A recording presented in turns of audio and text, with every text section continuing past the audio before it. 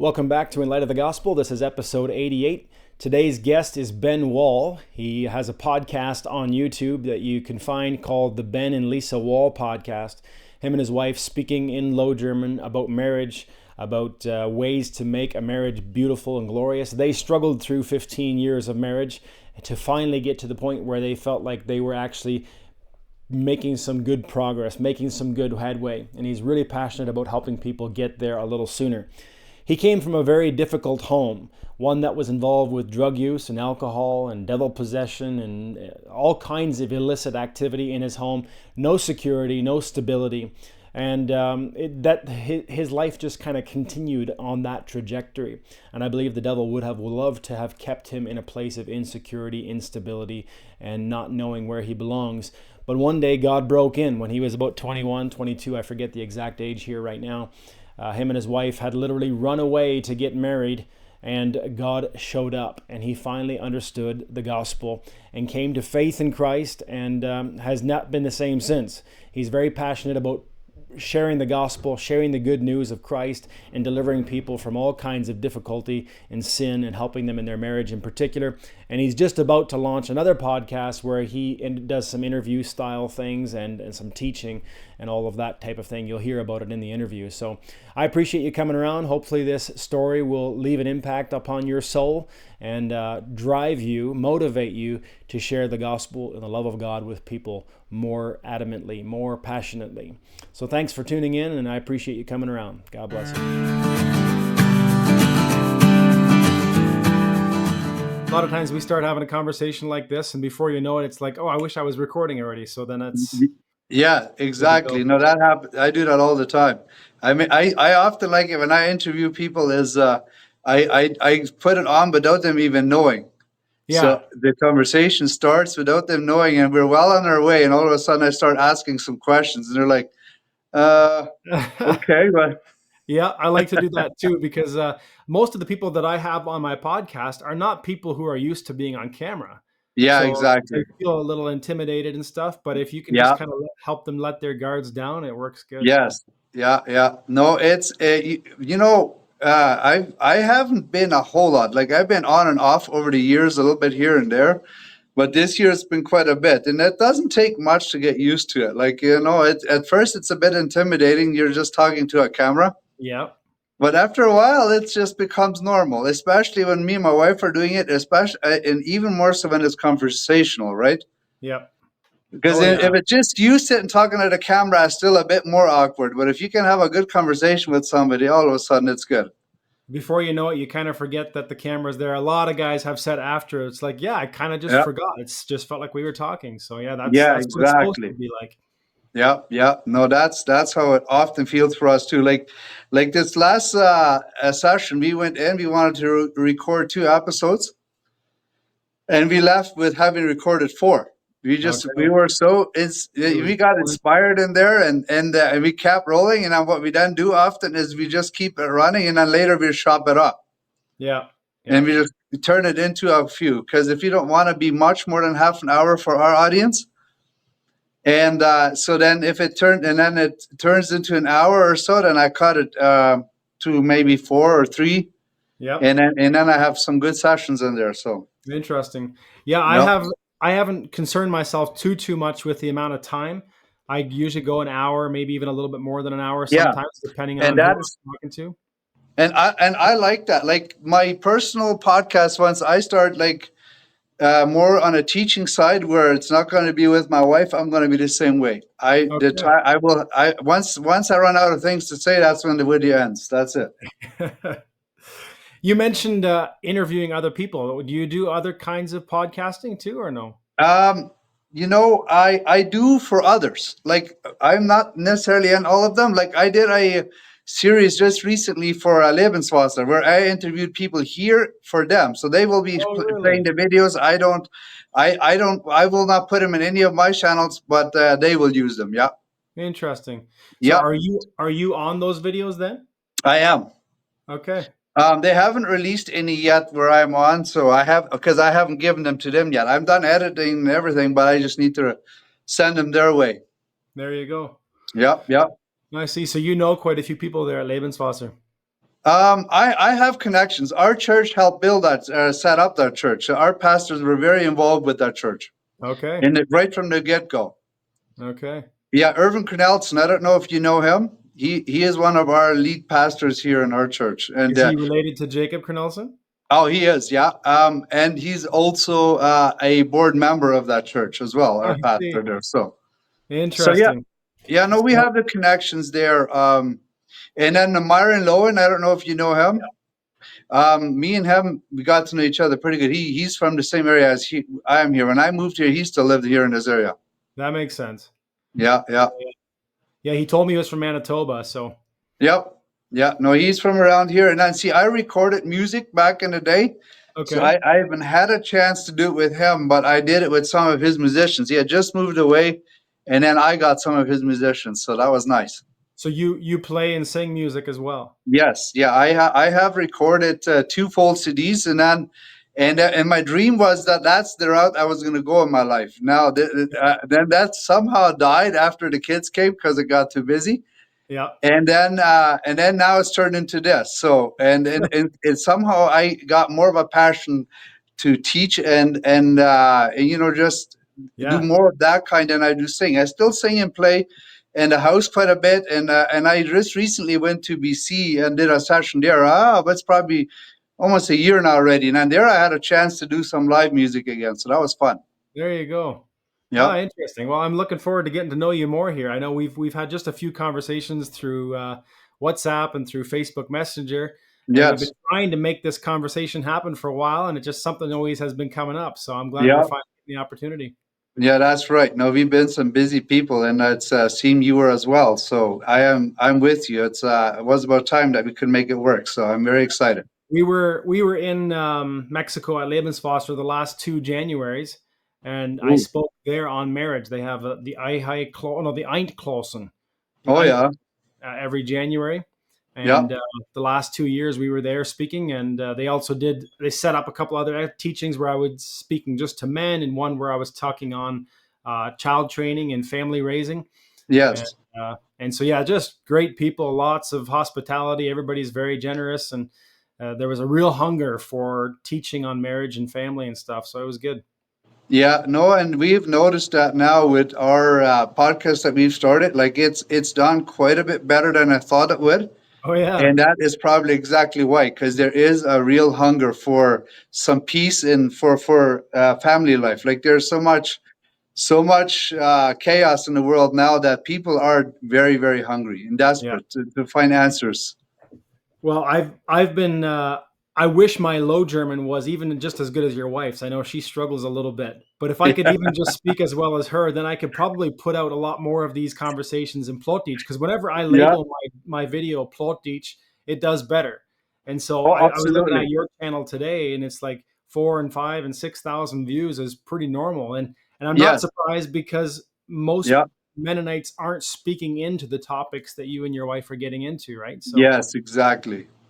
Yeah, no, and for us, it was a bit of a struggle because I've lived in Canada for 27 years now, and I've never gone back to Mexico since. really, We moved here, and learning the new language as English is my fourth language, and now it's been quite steady that I have spoken it for the last number of years. yep. Getting into Low German and think, see, it was almost like I was thinking in English and I'm trying to speak in German, so that was a bit Yep. difficult. That's my problem is I can't my thoughts don't come in German. When we've been in Mexico for a couple of weeks, then it's a little bit more so, Yeah. but even then it's I'm trying constantly to translate as I speak. Yes, yeah, and now that we're doing it more, it's becoming easier again. And we do it outside of the recording as well. Like me and my wife, we tried to talk quite a bit of Low German, just just to develop that habit again, Yeah. and train our brain to think in German again. So then and I'm lucky enough that most of the office people where I work are German as well. So we try to speak quite a bit of German there too, just to Nice. develop that Well, I habit. I was under the false impression that the Low German language was very limited because growing up, it felt to me like there were certain words that we just didn't have words for. Yeah. And I said that on one of my podcasts, when I was talking about the translation project into Low German. And then Yep. one of the other translators, he reached out to me and he said, that's not actually the case. He said, it's just, you just need to know the words. They're all there. He said, Oh yeah. if you want to fully express yourself in Low German, you can do it. Like the words are there. So Yep. there's a lot more available to us if we were to just speak it regularly. Oh yeah, 100%. Because I know I use I have a Low German app, dictionary app. So Yep. I when I prepare my when we prepare our sessions, then I spend quite a bit of time in the actual dictionary just to just to learn some of the words that I normally would not have used growing up. Yeah. But they are there. You're right. There's a lot of words that like we speak the very casual Low German, like Yeah. just the daily whatever it is that you use in your daily conversations in a home. Not somehow where I was raised, it didn't go very deep with very big words. So, but Yeah. they're out there. So now that I'm searching them up, I'm very excited to getting to know Low German more. Yeah. Interesting. The other Yep. problem is with our Mennonite upbringing. I don't know if you were raised Old Colony or not. My parents were all colony, but they weren't very regular churchgoers growing up. So I am familiar with them and have the background, but wasn't very much involved with them.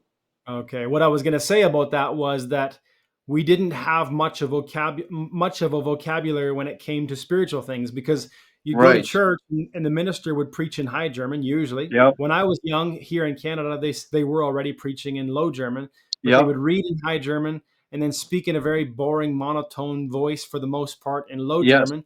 And so Yep. I never developed any language for saying, being born again or Yeah. regeneration or you have Right. to be saved. Like a lot of that language was just foreign to me. So now I can kind of carry a conversation, but when it comes to some of those topics, I run out of words pretty quick. Yeah, and see, and that is exactly where what we run into as well. Just the casual conversation part is fairly easy, but as soon as you want to integrate spiritual stuff, then I struggle because for that same reason. Like I had very good schooling at the last years of my school years. It was in kilometer Alf, the Escuela Alvaro Obregón. So I had very good Okay. High German education and Spanish, but the Low German wasn't there. So now I could easily go to High German, but I want to stay away from that. I want to try to do as much as I can in the Low German. So now I got to study it quite a bit and develop a spiritual Low German language, if I may say Yes. it that way.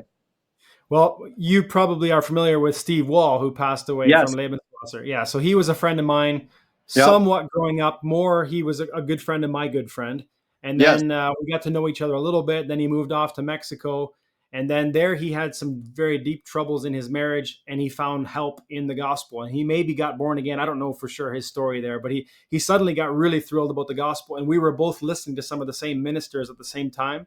So we Yep. connected over our email way back then, like 20 years ago or whatever it was, Oh 18 years wow. ago. And then whenever he would come to Canada, we would sit down and like our fellowship was really tight. We believed a lot of the same things, had a lot of the passions for the same types of stuff, right? And so Oh, his German went from worse than mine to actually really good. Like he could express himself pretty clearly yep. in Low German. He would mix in some Spanish or English here and there, but he Yes. did a pretty good job of that. No, no, I really enjoyed him as well, his messages, and I had the opportunity to work with him. I worked with him for a few years. I never actually personally ran into him. You know, in this technology world that we're in now, you can work with people from worlds apart and communicate and do it that way. So I've been on and off with him on emails and phone calls, but Nice. our conversations are always in English. So I never actually spoke Low German to him. Okay. Okay. Yep.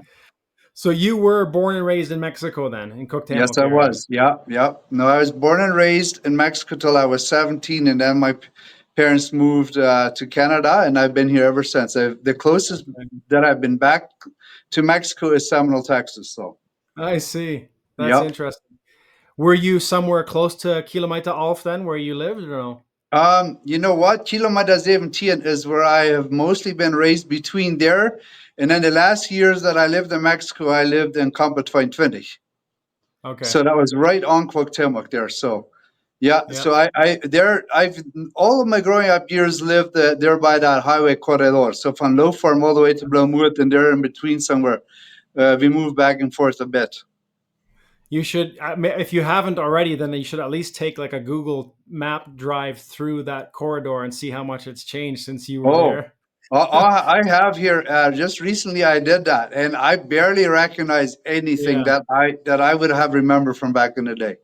yeah. It's just changed drastically. I was born and raised here, and I never went to Mexico until 2 years ago in January. Apparently, I was there once as a baby, but my only time remembering is the last 2 years. And so I heard my parents and my wife talk about Campo this and that, and I Yeah, just didn't make any sense to me. But now I yeah, can kind of wrap my mind around a little bit where things are situated. So yeah. No, see, I was born in Ojo de la Yegua. That is in the 80s, DARPA. Compass Austin County. That's where my parents lived when I was born. that's And I way was north born in a for me. little Mexican ranch on a mountain hill somewhere called Nuevo Menoquipa. So Really? it was way north from back in the day. It felt terribly far away, but now with the Yeah. highways, they tell me it's a short drive. But back when I was there, it was all dirt roads and massive rocks everywhere on the middle of the road. So it was a long drive always because Oh you had to yeah. go quite slow. Yeah, no, that's for sure. Even my wife, she lived in Campo Fietich, and back then she remembers the road being very, very rough and sometimes Yes. washed out if there was rain. And now Yep. it's all nicely paved. And Oh yeah, no, I remember times when there was rain in the forecast. I don't know how they would have known it there, but then if we were there, then we'd already quickly go home because we knew if we waited too long, then the rivers would fill up and there weren't bridges. So then you were stuck. So then you were sticking around until the water was gone. yeah, interesting. Yeah, And I think yeah. my parents, I think they'll probably correct me if I'm wrong, but they tell a story about when the falafness. How does that work? The week before you get married? Yeah, that's right. That would have normally happened on a Saturday before you would get married. Yeah, Yeah. a week So before. they were taking their tour to visit different people's homes or whatever, and then there was so much rain that their buggy got washed away or something. I forget Mm. exactly. It's Yeah, been a while. yeah.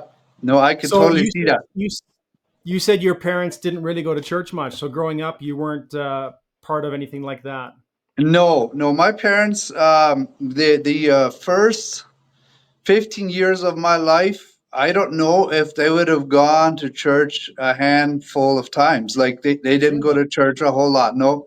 But what we were very privileged with as kids, we live right next to a community building that the Conferenza von Kilomeda All for renting. And so they would come out there and then they would host Sunday schools there for the old colony there in the area. And we were neighbors to that building. So all my growing up years, I was able to go to Sunday school. So I think that's where the seed got planted for the passion that I have now. Nice, nice. So Even though I didn't get saved until I was 23, but I believe that that seed was planted there in the Sunday school. So any one of those teachers that took the time to come and teach there, they will one day be blessed and will be rewarded for what they've done because now many people are touched because of that. amen. I don't know if you know this. I guess he'd be about our age. John Lowen from Standrecht. No, I don't know him. I think I know of him, but personally don't know him. Okay. Yeah, he had a similar story where his parents were not very religious. I thought everybody in Mexico went to church, but apparently not. No, So, no. but there was a couple of guys that traveled, I forget how many kilometers down a bumpy road to come and get him and his brother to take them to some kind of Bible school or Yep. Sunday school, whatever it might have been. And Yes. so, very much similar story like that, where somebody cared enough to give you Yep. the gospel. No, and we had that same privilege, thankfully. And then the same thing every summer they would have a kind of kids Bible school there yet. So there was a week or two where we could go every day and do all kinds of crafts and fun Bible stories and plays and so on. So I grew up with that, thankfully, because of the building being right there. So and that was the Yeah, Conferenza von Chilomada Alf that sent out the teachers for that. So and then later on the boss of my dad's offered any employee that would send their kids to the conferential show, he would pay for that. And my parents immediately took them up on that. So I had my last 3 years of schooling I had there. wow. Yeah, yeah. Interesting. No, I'm very grateful for that because in those 3 years, I was 10 years old when I started going there, and I could not read anything past die, du, der, das. I could barely write my own name. In those Huh. 3 years, I learned how to read and write High German Spanish and speak High German fluently, and then Spanish not as good. I learned afterwards when I went started working. But those three Wow. years were very, very important years of my life. And I guess. I don't know that my dad's boss could have possibly have known the favor that he would actually do us by giving my dad that opportunity for to get us educated. Yeah, yeah. No, So, I will forever be grateful for that. absolutely. A lot of Mennonite kids grow up with like a terror of God, right? Where they're scared of Yes, him. They think he's up there with a big stick, or when there's a lightning thunderstorm, they're sure that God is coming to get them. So a lot of young Mennonite boys and girls have this testimony of growing up. They just didn't know how to approach God. They were scared of him. They didn't know, yep, go to bed scared at night, that kind of thing. Was that absolutely. anything on your mind? Did you have consciousness of God at a young age? Yes, I do. That's the one thing is my mom was always very.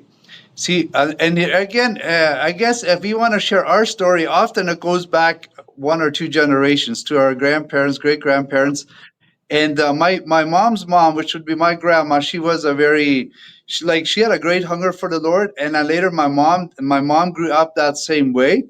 She was very desperate in getting to know God. Like she didn't know how, but because she was taught by reading the Bible too much, because she would read the Bible a lot, then her dad would have taken the Bible away and hid it because he was afraid she would get confused by reading the Bible.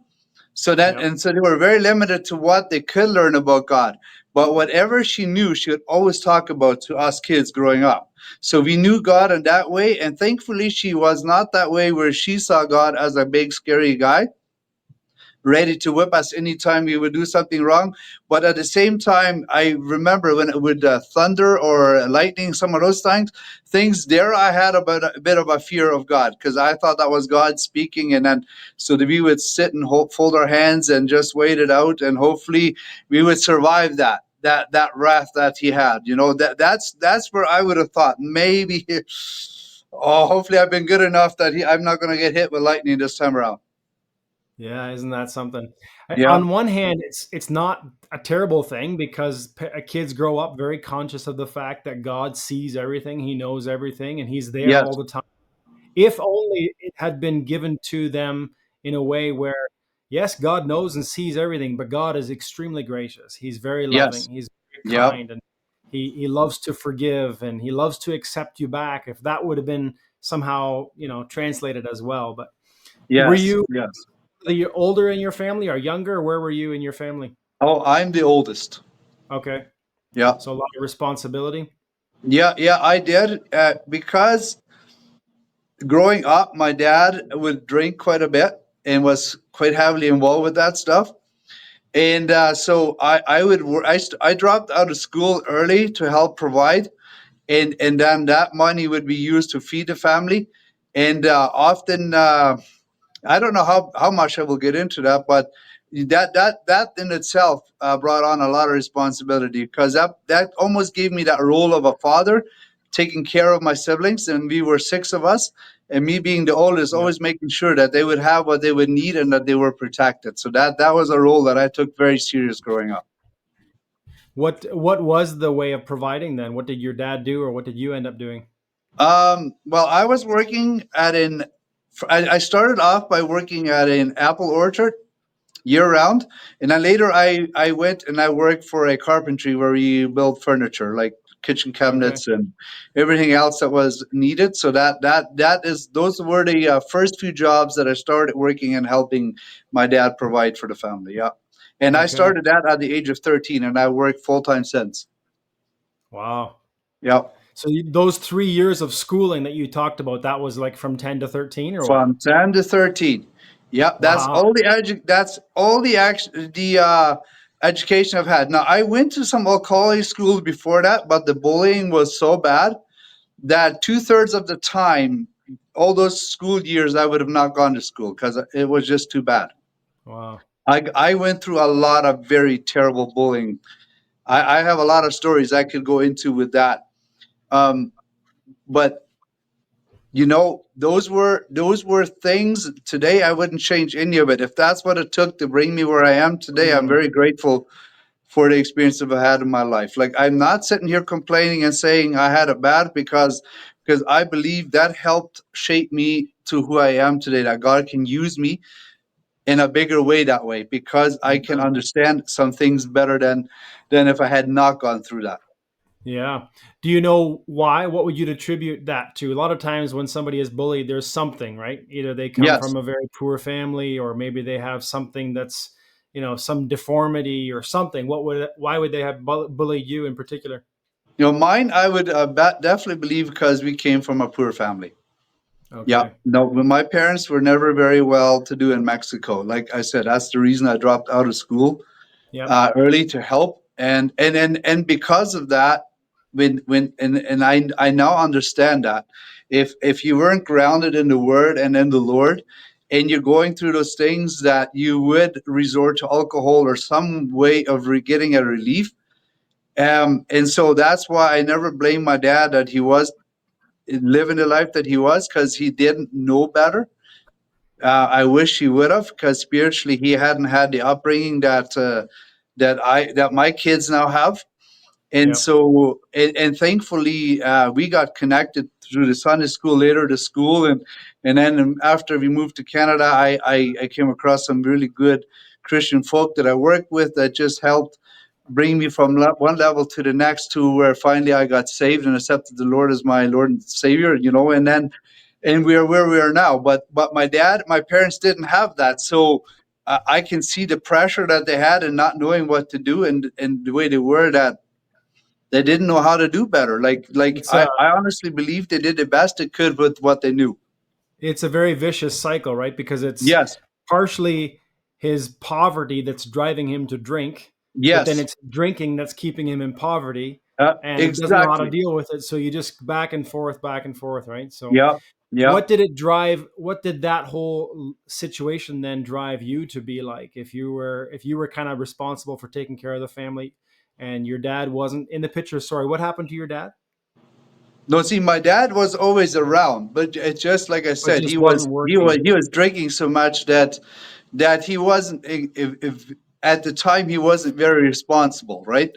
So Yep. then I just took that responsibility to make Yep. sure that there was enough for the family in the house, and that the kids were protected. Like, because eventually it even got into where drugs got involved, and stuff. So we would have drug dealers come into our house with guns at 3 in the morning, and like, the insecurity that I was raised with is absolutely incredible. I can tell you stories that is mind-boggling. Like, I've gone through and seen things that no kid should ever see in his life.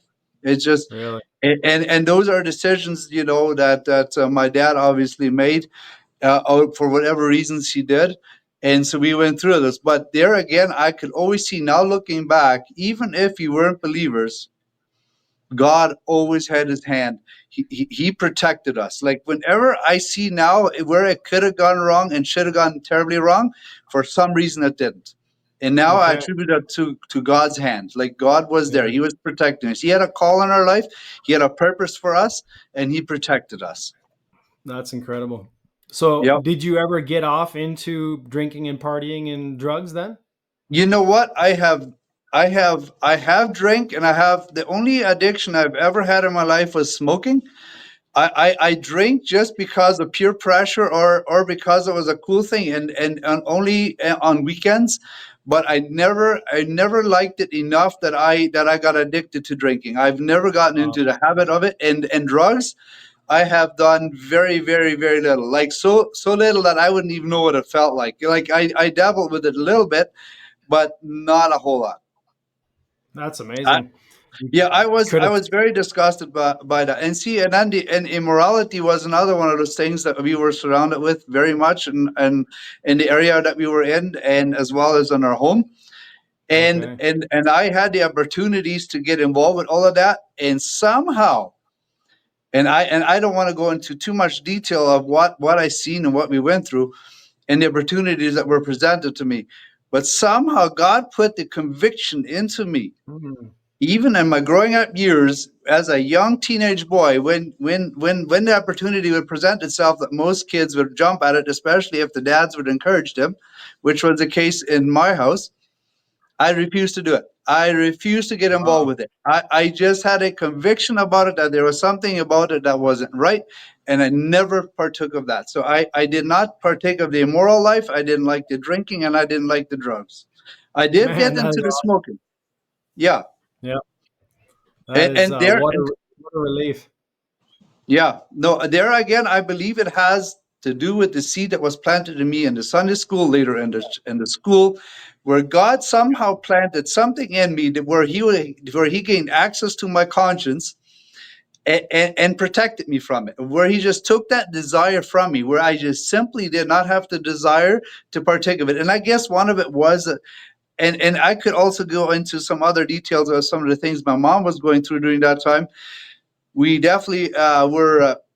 Where you we were dealing with some possessions, demon possessions, and some very, very serious battles in our home, that I just knew that was not the way. That's just not how I wanted my life to end. Hmm. And so I could go into great details on some of those things as well, but I don't know how much you want to. But in all of that, God kept me on a path that led me ultimately to where I am today. So that it protected me and saved me from a lot of those things that today could be very troublesome had I taken part of it. Yeah, interesting. I myself too was raised. I was raised entirely in Canada, but very religious. My parents were, Yep. as righteous as could be, Yep. outwardly for sure, and they tried very hard to teach us well. And so my two of my older brothers started getting into the partying and the drinking and making some trouble. And so I was very determined. I read Bible story books from young on, and I was going to be good. And so I Yep. read my Bible every day. I never drank, never partied, never did drugs, never smoked.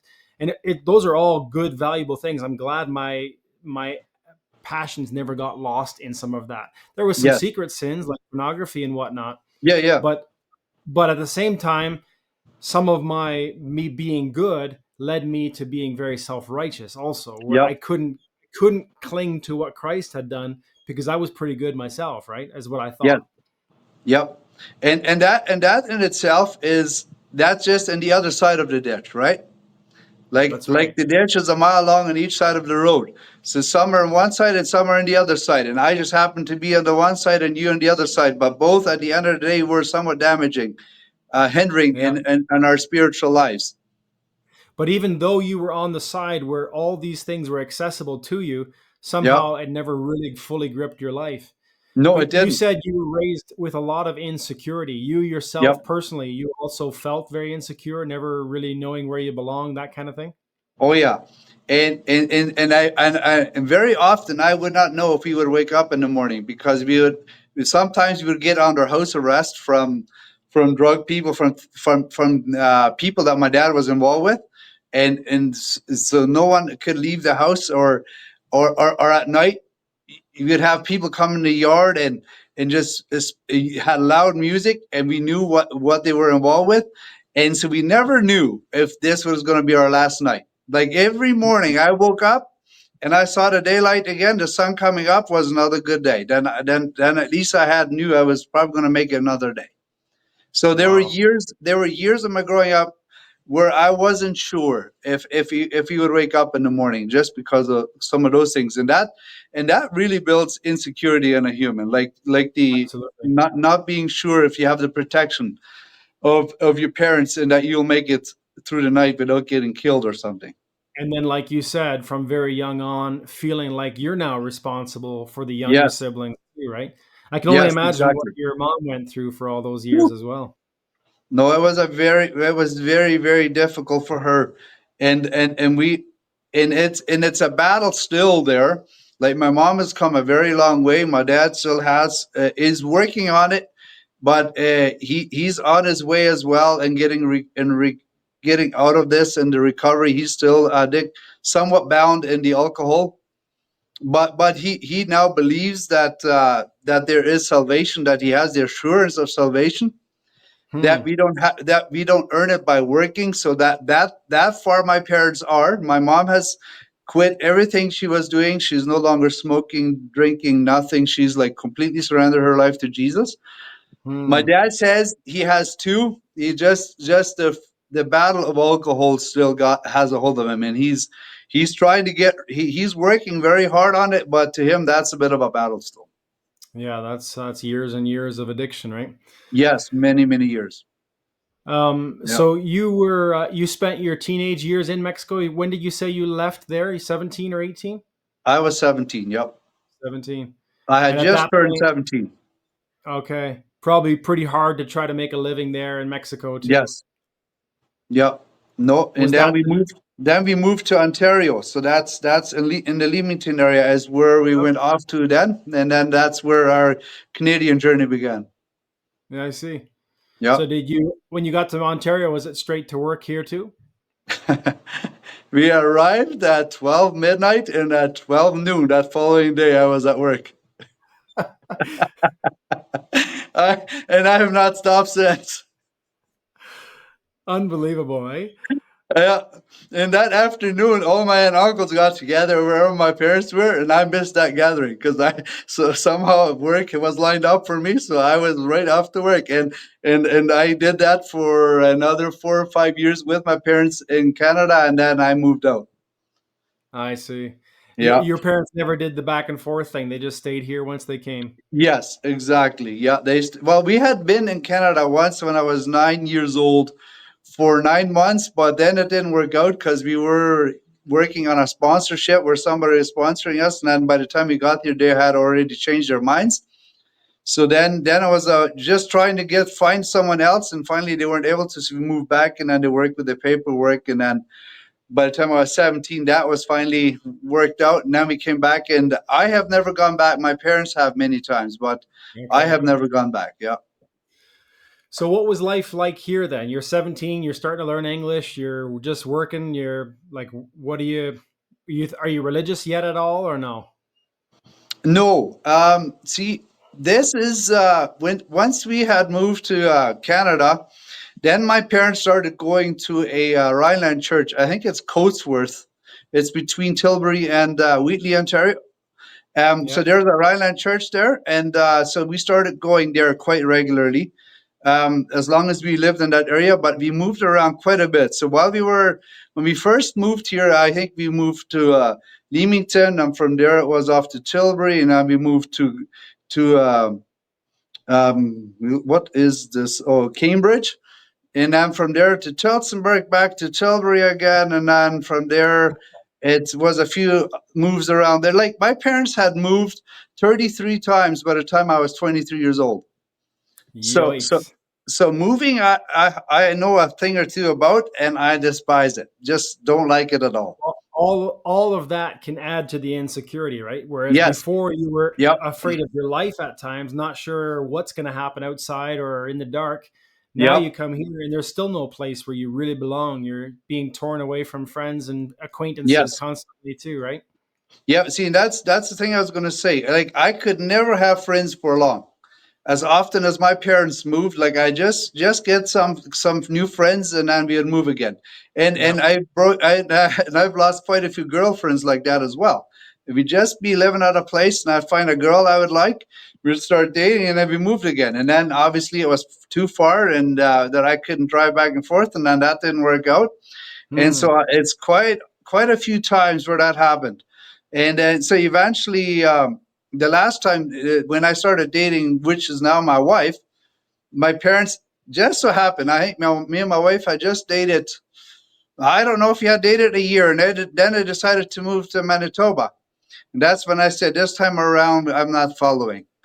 And so That's I did. And so then I stayed back another year and a half until we got married. But I stayed in Ontario till, and then we came here to Manitoba to get married. Now that's a story in itself, and I don't know how much detail you want to get into my personal stories on some of the things. But yeah, that happened here in Manitoba a year and a half after my parents moved. okay. Well, I Yep. mean, you do this. podcast now with your wife Lisa, and Yep. it's really neat to listen to you guys talk about how marriage has worked out for you and the difficulties you've faced and what you've learned and all that kind of stuff. So I definitely would like to get into some of how you got to Manitoba, but first of all, to get to the point where you finally came to understand the gospel, what Yep. transpired? How did you get to that place? All right. So what happened there? Excuse me.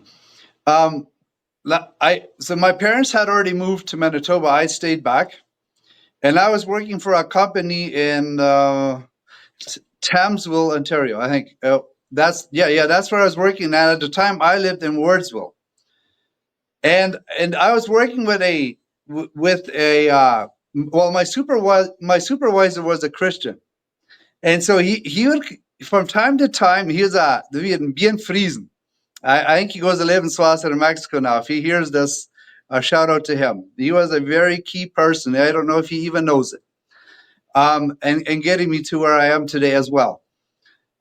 He would just casually come walking up and just share a little nugget here and there about Christ, and then you start talking about some Christian some things that they were experiencing in their church. And their church at the time was in Blenheim, Ontario.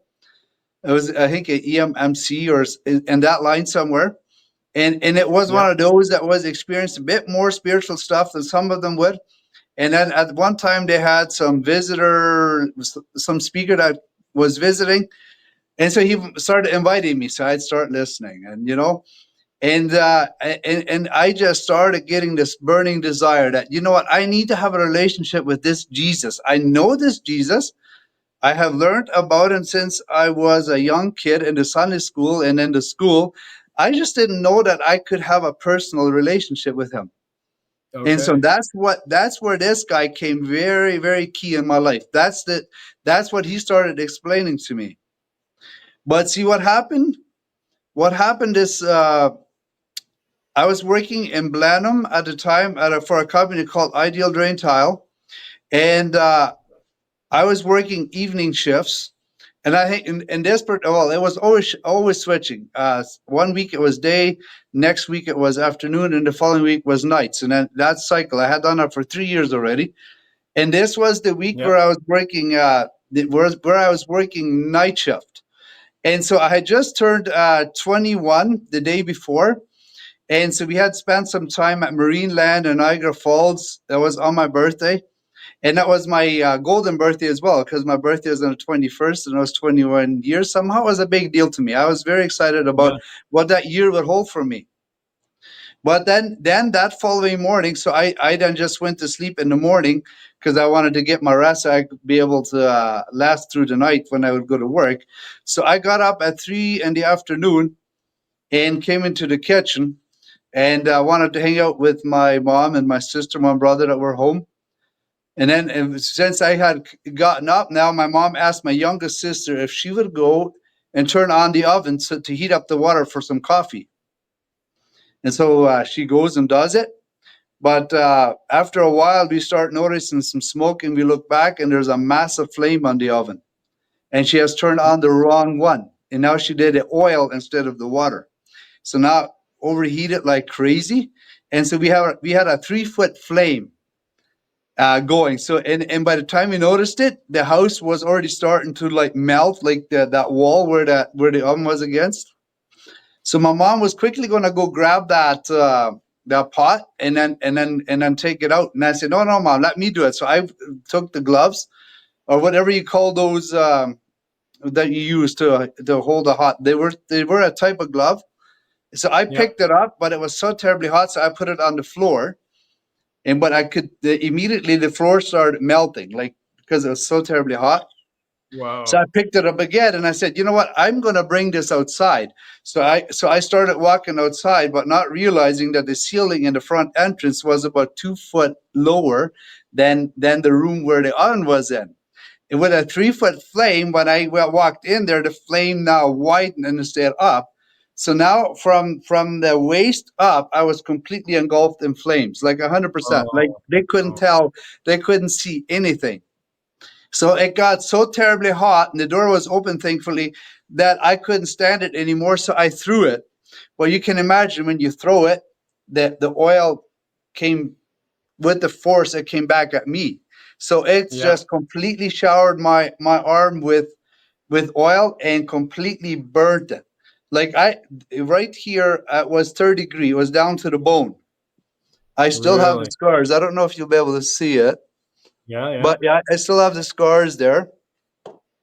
So it was down to the bone. There was no skin on my arm. Like it was raw meat and bone. And then here, this side of my chest and my back and my face, because I was holding it this way, was all burnt, like badly burned. And then 2 seconds after I threw it out, my dad came in. So he had missed that oil just by 2 seconds. Wow. So he immediately took me to the hospital. And I just jumped in, and then we were off. And thankfully, I wasn't wearing a shirt, because if had I worn a shirt, it could have been a lot worse, because that would have caught on fire. And then I had just gotten up, so I wasn't wearing a shirt at the time when this happened. And so off to the hospital we were, and then someone had seen this and called 911, so they came. And so by the time they got to the house, obviously me and my dad, we were already on our way. So they called already ahead to the hospital. By the time we got there, the doctors and the nurses, they were already waiting at the door, just on a wheelchair and then in. So then I was in a hospital for about 5 days and off of work for 2 months. But I while I bet. was in the hospital there contemplating this, I just lay there thinking, like, if this is what hell is going to be like, there is no way I'm going there. Like I made up my mind right there and then. I had heard enough that there was salvation. I just didn't know what that was yet. Like Ben Right. Friesen here had shared it with me, and I was determined I was going to find what that was, because I was not going to go to hell and burn there eternally. And so whenever people would come and visit me at the hospital there, I would immediately start sharing the gospel with them. I wasn't even saved yet, man. I was already at it. I was like, hell is not an option. Whatever you do, let's avoid hell. Like burning here is bad. And this is what I would tell them then. I said, I'd rather choose to burn 80 years here, knowing that after I died, I could go to heaven eternally, then live a really good life here and then burn eternally in hell.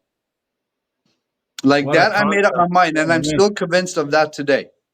Hmm. But that is incredible pain, eh? Where you just can't Oh, escape it. it was terrible. And then and then when the doctor started working on me, a few days in, he was going to graft, a 3rd degree burn on the arm down to the bone. And he says, you know what? Normally we would take some skin off the leg, but he says we're witnessing a miracle. He says all your muscles are growing back. Hmm. Your skin is growing back. He literally looked at me and says, "You're witnessing a miracle." Like, I don't know if the guy was a Christian or not, but they never took any skin off of my body to patch up anything. It all grew back Wow.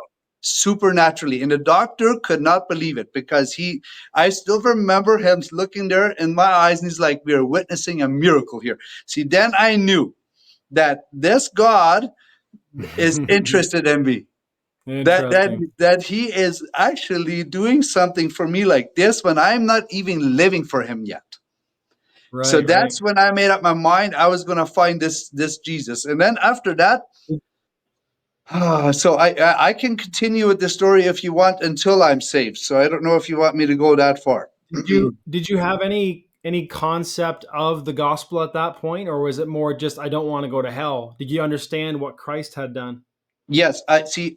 I had worked with this gentleman that had kind of shared that with me, Yep. and so I knew the concept now, that there was a assurance of salvation. I just didn't know what it would take to get there, Okay. because at the time I was dating my wife, and her parents were incredibly religious, like kind of like you would have said the way you were raised. So our battle was, if I was going to get saved, then the issues were going to be there, not with my family. It was going to be with her family. So now I didn't know what to do with myself, and it's a story in itself on what we went through during the time that I was burnt with my wife's parents, because of some of the things that I was going through. but they were incredibly religious that way. That But they works were were incredibly important. they didn't like that you were turning Evigashoten? That is exactly right. They did not like that, not at all. And they started noticing, excuse me, they started noticing that me and Lisa started talking more about Jesus, and we started visiting other churches. Uh-huh. And this one day, I had picked up Lisa, and we visited this church in Blenheim, the one I talked to you about, where my friend was going. And then and her parents had found out, and when we came back from the church, they were already sitting inside waiting for me. And then they laid out an ultimatum for me. It was either going to be the colony or I was leaving. Like you're done Well, with their daughter. yes, exactly. And see, and here the issue is, and if I'm gonna tell some negative stories about my parents or her parents, all of that is behind us. We have made peace with all of it. We love each other now. Right. I'm going to do it out of respect, but it is now part of my story, right? It's that story that brought me where I am now. So I will still tell the story, but not trying to run them down in any way, shape, or form, because I have a lot I of get respect for both sides of the parents. So, but good. what it was at the time is we had just come back from the church, and then I laid out that ultimatum, and I'll go back another couple weeks before that. See, me and Lisa had already dated at this time for about 2.5 years. I'm not quite sure how long it was. And we had decided that we were going to stay pure. We were going to save each other for marriage, because neither one of us had ever been involved with anybody else, which was incredibly unusual for our Yeah. age in our culture there. But we decided that's what we were going to do, and we were 2.5 years in, and we still had kept with that. So then I asked my wife. So we got engaged. I asked my wife if she would want to marry me, and of course she said yes. So we were incredibly excited about it. And so then we went and told her parents, and then her dad says, "Nope, you're not going to get married. Lisa hasn't made me enough money yet." Whoa. Whew. I was like, "Come on, how much money will this take?" And then he said another thing. She had an older sister that was already older. He said that Lisa will not get married until Eva is married, and then at the same age as Eva gets married. That was her older sister. And well, she's 5 years older than Lisa. I was like, okay, that's a minimum of 5 years. Ay, So ay, ay. so then all of a sudden, our story, our desire to stay pure changed very quickly. I guess if Because it's we still weren't 5 or saved 6 here years yet. away. We were looking at this thing, but then we decided, in this culture, if you've done it, you have to get married. And sure enough, it didn't take long, and Lisa was pregnant. So we Hmm. just gave up on this thing because it just looked way too hopeless, but we were madly in love. Hmm. So we took matters in our own hand, which I wish to this day we had never done, Right, right. but we did. And then obviously after a while, well, you can only hide it for so and so long, right? And then now we knew if we don't tell her parents, they will start asking questions. So we decided we would tell her parents. Now you have to get married. Oh yeah. So what we did is, sure enough, we went and told her parents that. Her dad just looks at me and says, we knew you guys were doing that. I already suspected that a long time ago. And then that was as much as there was. And they were right away very understanding with Lisa, like she was working in a greenhouse at the time, making sure that she wasn't going to be around chemicals, this, that, here and there. And then 2 weeks after that is where this church story comes in. After Okay. they already knew this, then we came back. And when we came back, they laid out this ultimatum for me. It's either you will decide to get married here or you're out the door. Well, that out the door is not an option for me because Lisa is pregnant with my child. But I'm not getting married at the colony either, because I have now heard enough that there is more to religion than what they're offering. So that I Yeah. knew enough now that colony was not going to be an option for me, and for Lisa not either. And so I told them that. I said, that's not going to be an option. We're not going to get married in the old colony. And then my father said, like, well, then get out of the door. And at that time, I wasn't saved yet. So I looked at him and I said, well, if we cannot get married, we'll move in together. Oh boy, I'll tell you what. Then we had the fire burning. Yikes. Yep, then we had the fire burning. So you can see where this is going. That it went from bad to worse to a lot worse. So so I obviously by the end of that day I left, but it just got worse and worse the way Lisa got treated, my wife, because of this religion. Man, this sinful thing that we had done, no problem. We can understand it's all good. Now we're starting to look at changing religion. We're starting to change. All hell breaks loose. Like Satan knows that something is I'm losing something here. And he was using her parents to try to discourage us from going on this route. It's interesting that in the Mennonite faith, in some circles anyway, I know some Mennonites are totally different, but the way some of us were raised is that you could commit some pretty horrible sins, get drunk, Yep. get high, sleep around, all that kind of stuff. That was bad and it would disappoint your parents. Yes. But if you went to a Bible study or if you got baptized or if you went to a different church, it was like, this is it. Like you're one of the Fulcha fighting. Like you're going to go to hell. Like the other stuff, maybe God will forgive you for yet, but this is just the bridge too far, right? Oh, absolutely. And that's exactly what we experienced. I seen both sides of that coin. And so then finally, after 2 days, 2 days after this Sunday, my wife called me and says, I can't bear this anymore. I can't handle this anymore. It's getting abusive. I need you to take me away from here. Man, what do you do, man? I had such a hard time. I was like, I'll do whatever it takes to keep you and the baby safe. So I said, pack and get ready. So so Sunday that happened. Tuesday she called me. Then Tuesday to Wednesday night, she got ready. She packed all her bags, her clothes up. And that night, her dad had come in the room and seen that she was working with her clothes. And he had asked, so what, are you getting ready to run away? Obviously, she wasn't going to admit to it. And she's like, no, she's just sorting through and, just doing this and that. So just gave the excuse. But somehow he knew that we were getting ready. Somehow he had the inkling that this was going to happen.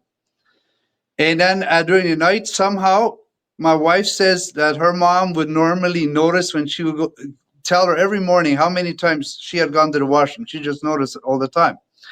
But this night, she had brought out all her clothes, like multiple trips down into the car, and never nobody got up and checked on her. Then in the morning, she took the car, and her parents thought that she was going to work. And then she came to where I was and just left the car there, and then moved, and we took off to Manitoba. So for 24 hours, probably 30 hours, they didn't have a clue where we were. And so by the time 7 o'clock came around, then they started wondering, well, Lisa wasn't coming home. And then they found out, because I was living at her older sister's at the time, they called there and they were obviously in on this. They knew what was going on. And then they had told them that, so yeah, Lisa hadn't come back. They obviously weren't telling them where we had gone. And so that's when all hell broke loose. Like that's a time I would not want to relive if I didn't have to. And this was all still while you're wrestling through to try to find assurance of salvation. And yes, exactly. Yeah, I'm still not saved at this point. I know I need this. I have recovered enough that my arm is mobile again, and that I'm healing. It's not 100%, but I know that we need to find this eternal life. We need this assurance of salvation. And so when we in Manitoba already. Sorry. Your parents were now in Manitoba already? Yes, they had been here a year and a half already. So they were expecting us. I had already called ahead that we were coming. And so when we then finally got here, my dad was at the time working for a pastor, for the same pastor that founded our church where I go to church now. But that was a church that had left the Kleingemeinde. So that was a really bad church in the circles that we were around, like a really bad. Yeah. But my dad was working for that pastor. So that pastor was my dad's boss. And Interesting. so when we got here, well, obviously my dad doesn't know how we're going to deal with this situation. So he arranges that we meet up with this pastor.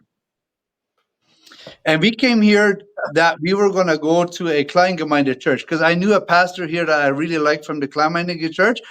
So I was thinking the whole time coming here, I would talk with him. And he'd be the one that would help us through this whole thing because I had heard a few of his messages and I really liked them. And but my dad, because my dad had the connections with this other pastor and he knew he was very much involved in counseling and helping people, he made the arrangements. So that afternoon, me and my wife went, and his name was A. Penner. I absolutely loved the guy. He became the father I never had. He literally became that, like to me and Lisa both. So we spent the afternoon with him, and we went into his office, or his lunchroom actually, in the shop where my dad was working. And so obviously we went through our whole story just like I did here now and told him what we had gone through. And just an incredibly patient man just sitting there listening. And once we were done talking, then he laid out the gospel for us. So finally, somebody Mm. that just laid out the gospel, like he explained what salvation was. By the time he was done, we said, yes, we want in. So he led us both to the Lord that afternoon. And we accepted Awesome. the Lord right there and then. And I tell you, I have never felt anything again that was that liberating and freeing and exciting as what that afternoon was.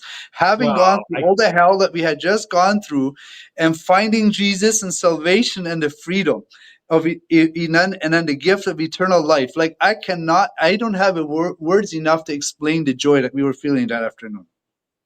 Well, I just piecing your story together, growing up poor, getting bullied and pushed around and having the Yep. drunk dad and then Yep. the drugs and the alcohol and always fearing for your life and your Yep. mom not taking care of you because she doesn't know what to do. Then you Yep. move off to Canada and you burn your body up and then your father-in-law is chasing you out of the country almost and then finally you find Jesus. Like, man, oh man, Yes. what a culmination. That's the reason I do what I do now, because I know if God can save a guy like me, there's hope for all those that don't have that yet.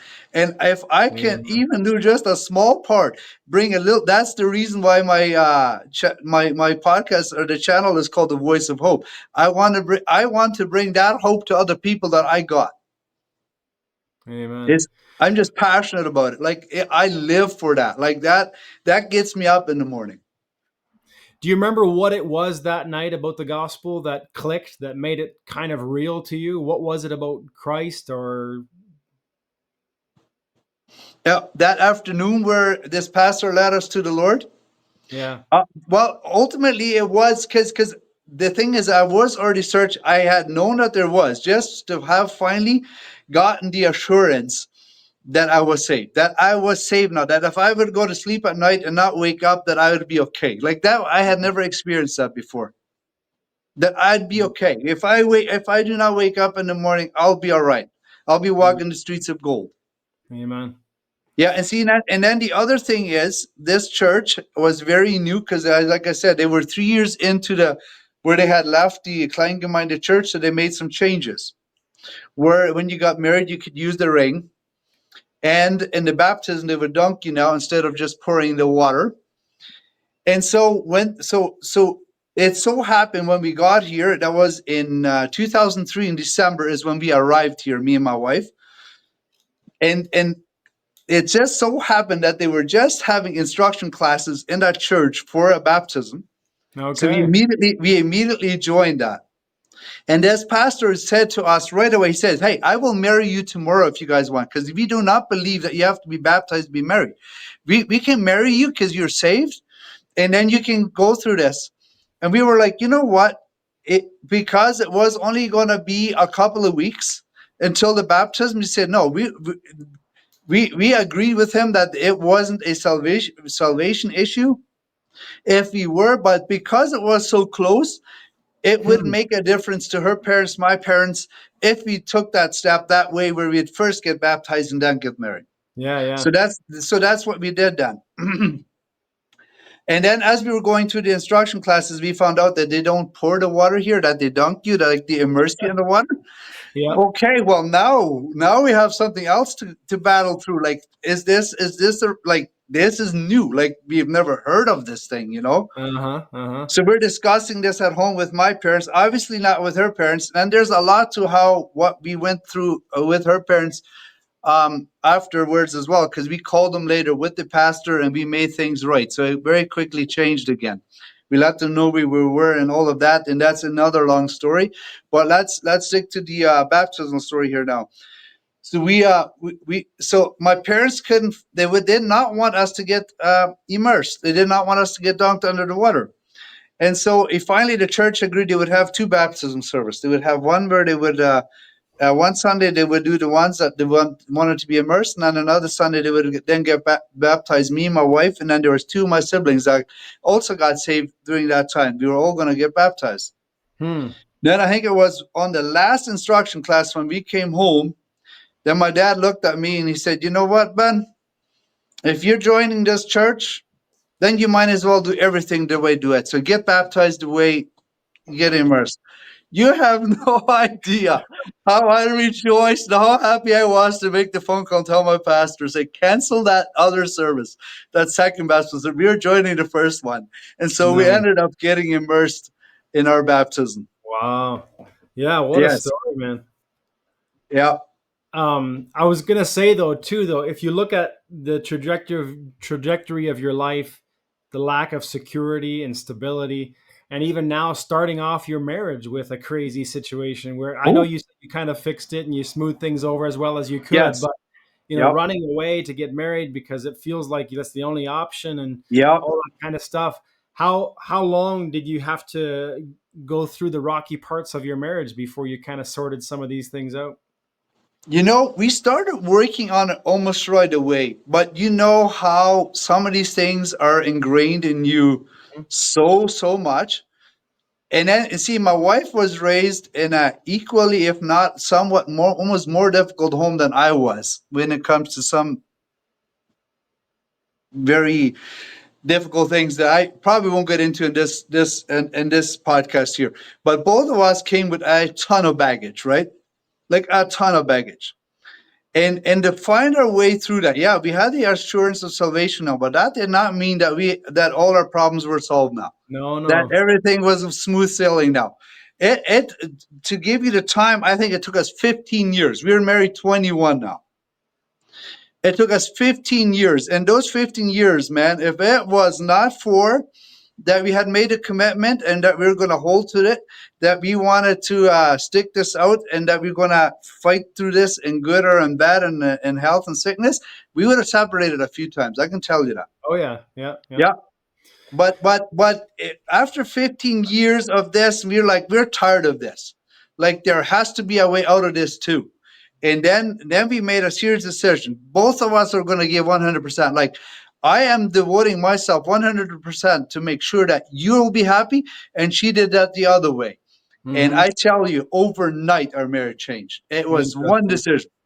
Yeah, a lot of times people have this 50-50 mentality, right? Where Oh if I no. give 50 and you give 50, then it should be 100% together, but Yeah, you're no. letting a lot of stuff fall through the cracks like that. Yes, way too much. No, and a marriage is 100%, 100%. I decided, see, actually, I decided this before my wife did, actually. I hadn't even talked to her about it. I heard this concept through a different, I think it was a marriage counseling session I was listening to on YouTube or something, where a guy was explaining, it's like, I decided I'm going to try to see if this was going to work. So I just changed internally. I made a decision to do it myself. And I Hmm. don't know for how long I did that. And my wife all of a sudden started noticing there's something different about this guy. And so finally she asked him about it. What has changed? Like what's different? And I explained this. And she's like, I'm on board. I'm on board. I'm joining you. Interesting. Remember And that and movie Fireproof? Did you ever watch that one? oh man, I That's can't kind of even that count how story, many right? times. I love that story. It's Yeah, our life story. yeah. Like I can relate with that so well. Like and when we made that decision and you find that transition, like my kids, they can practically tell you there was a before and a after Okay. how drastically our marriage changed. And I would not. You know what? Honestly, I've told my wife sometimes, if I had to go through everything we went through to get where we are, I'd be willing to do it again. It, if that's what made us who we are now, it was worth it. Yeah. Although sometimes you weren't sure Yeah. if you're going to make it. For those 15 years of struggle and difficulty, was it just the difficulty of getting to know a person and realizing that women are completely different than men and all that, or was there actually like fighting and sinning against each other? No, there was. See what. There was definitely a lot of me not understanding a woman. That definitely played a big role. And then see, my wife having gone to the Old Colony Christian School, so I think is what do they teach there? The CLE or Yeah. there's a curriculum, and they had a ton of very nice storybooks, which some of them has. So she had envisioned a type of marriage, if a type of life that she would have when she was married, and I wasn't fitting that profile. I Okay. wasn't that husband. I wasn't that man. So for her, it was that battle, like she had married someone she didn't recognize anymore, didn't know. And for me, it Interesting. was a woman that wasn't respecting me, that wasn't getting me, and so as far as sinning against each other, immoral with immorality, and none of that happened. It was more so just misunderstanding and not respecting and loving each other. I Yeah. think Yeah.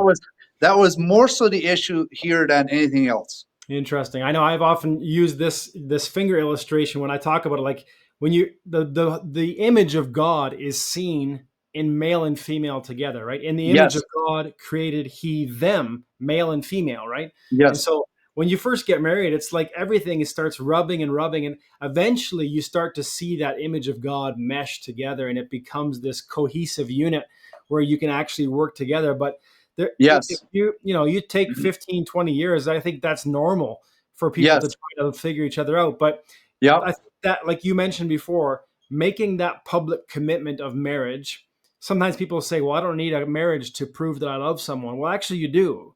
You need to mhm, throw away the keys and say, I'm never going to be with another person. I'm going yep, to stay faithful to you no matter what.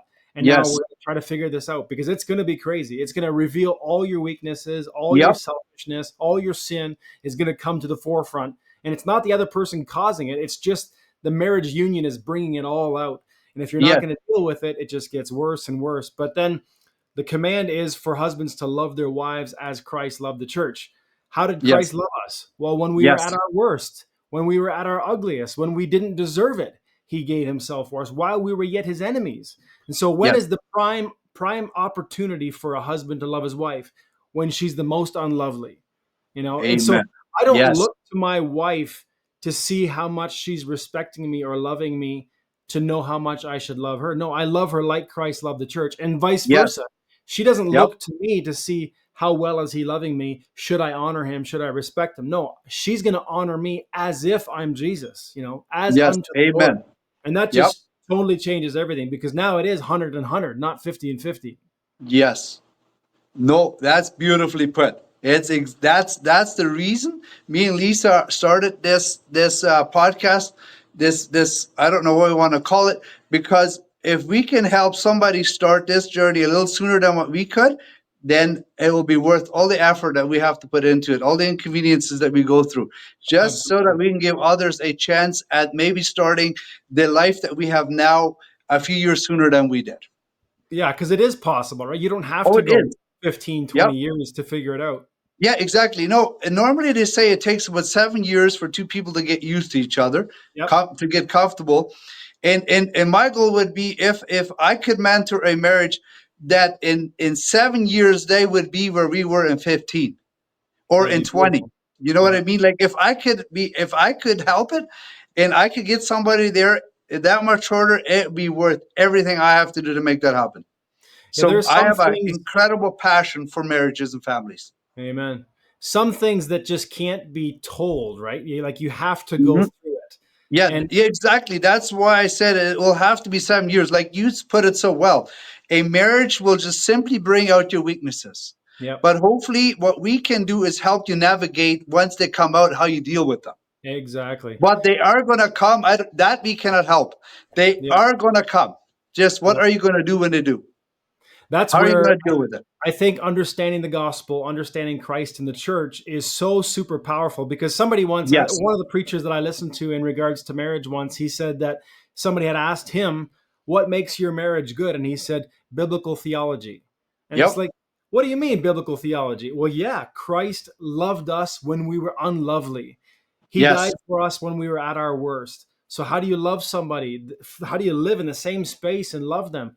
Well, you love them when they don't deserve it, and they're going to do the Yep. same to you. They're going to forgive you and love you Yep. when they shouldn't, and yet that's the gospel. And so, to me, Yes. the marriage relationship is the closest resemblance of who God is, because God loves His church. He loves His bride, and Yes, he does. He's working to perfect us and make us glorious.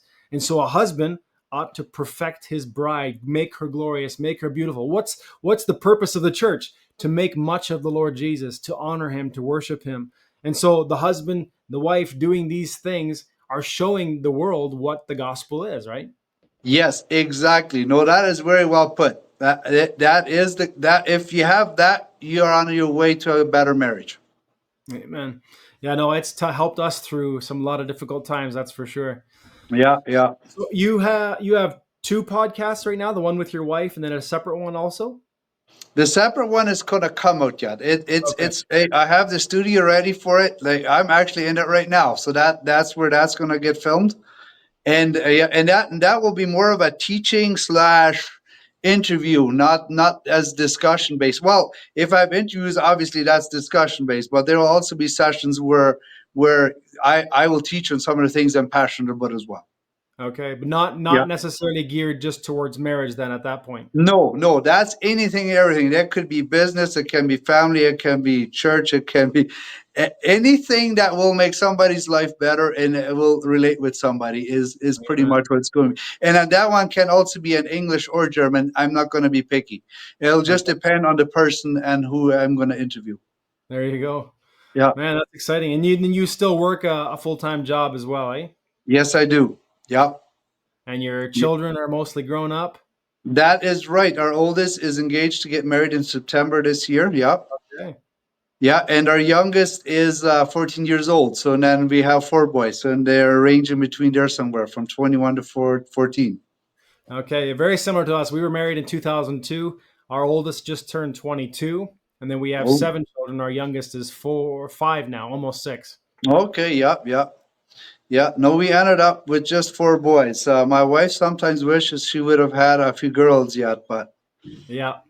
I came from a family of just boys. I have 6 brothers. There were 7 of us, right? So, okay. Yeah, yeah. My family was 3 and 3, so my parents somehow were lucky enough to have meet half and half. yeah, yeah. Yeah. Well, man, I know we could go on and on, but I don't want to take up your whole evening. I sure appreciate you spending a bit of time here, and I'm just excited that your message is already getting out with yours and your wife's podcast. You guys have discussed like male and female hormones, the difference of how a man's cycle works versus a woman's cycle, and you've talked Yes. about what keeps a man happy, what keeps a woman happy, how a man feels respected, how a woman feels loved, and Mhm. all in plain, simple Plautdietsch. And I'm really Yes. excited that people are going to be able to hear, how do we make this work, right? Not just how do we tolerate each other, but how do you make it prosperous, right? So, Yes, exactly. No, that's our passion. That's what we live for, and we had this dream literally for for the last 10 years. Like I started buying equipment thinking I was going to do this at home, and my studio is set up now with equipment that I accumulated over the last 10 years. But okay. somehow, as I was finishing this, another door opened up for us. So now this will just turn out to be doing something else with this now than what we thought. But yeah, no, God is faithful, and He gives us the good desires, and we just want to be faithful to Him and being obedient and sharing that hope that He's placed in us. Amen. Amen. All right. Thanks a lot, Ben. I appreciate the time, and hopefully people will be blessed and edified by the conversation. Yes, yeah. Thanks for having me. It's very much appreciated and great. It's been a pleasure talking with you. Right on. God bless you. You too. Thanks.